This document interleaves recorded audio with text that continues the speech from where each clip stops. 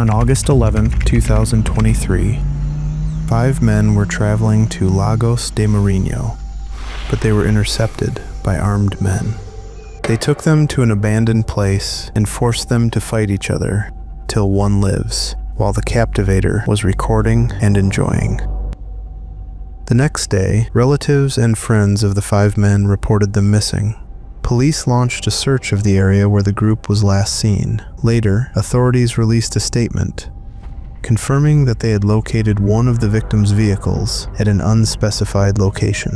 The car showed no signs of violence or robbery. That same night, a family member received a video in which they were forced to attack each other using stones and knives.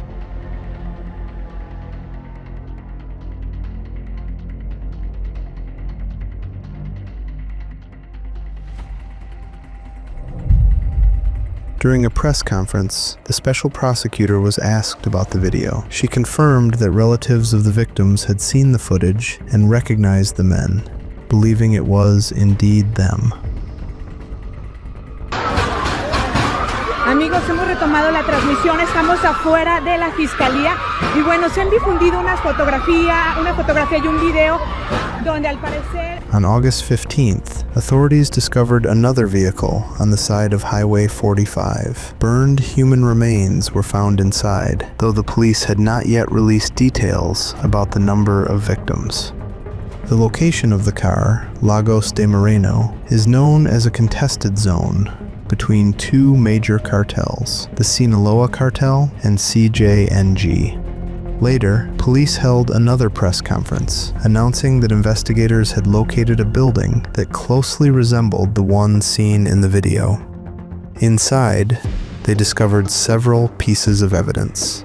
The brick pattern on the walls in the police images matched the bricks visible in the video. However, viewers noticed that a large, disturbing smiley face graffiti seen clearly in the recording was not visible in the official photos. In the images provided by the FGE, the graffiti was either missing or not clearly shown. Some suggested it may have been cleaned or edited out, though that remains speculation.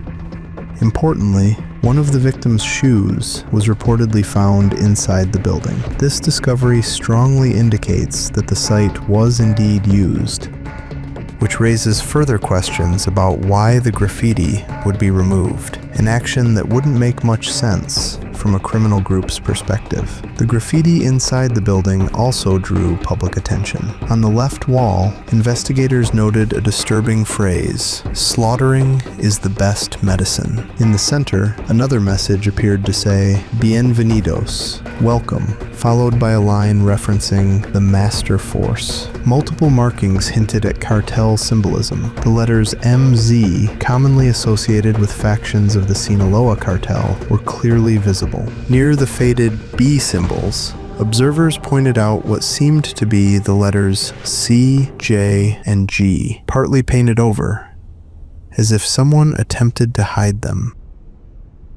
Another piece of graffiti read, "The dog that is not loyal is born to be a servant," echoing cartel ideology about betrayal and punishment.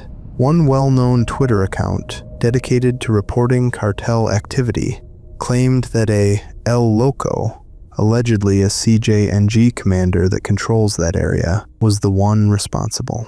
However, there is no verified evidence that CJNG carried out the attack. As of now, these claims remain unsubstantiated. According to one version, the group was intercepted by armed men on their way to the lookout point in Lagos de Marinho. Another version states they actually arrived at the meeting spot, where they were supposed to meet acquaintances, but instead they were taken. Traces of blood were reportedly found in the area, and several witnesses claimed to have seen suspicious activity that night. There is also another theory that the incident was a forced kidnapping. In parts of Mexico, it is not unheard of for criminal groups to abduct victims and force them into violent acts for their own entertainment. This tactic has been documented before. Yet, despite all these theories, the truth remains unknown. What really happened to those 5 men and why continues to be a mystery. Thank you for watching.